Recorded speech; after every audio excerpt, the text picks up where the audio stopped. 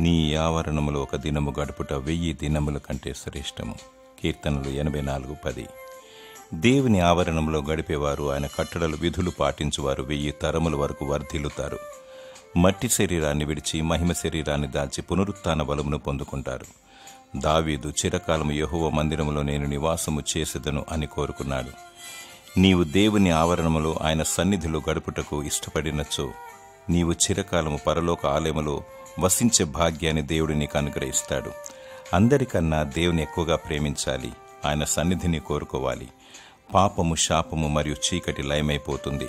పరిశుద్ధత కలిగి నీ ఆత్మ బలపరచబడుతుంది. దేవుని సన్నిధిలో నిత్య సంతోషములు కలవు. విలువైనది చేపట్టు, ఔన్నత్యమును పొందుకో. నీ బ్రతుకు ధన్యమవుతుంది.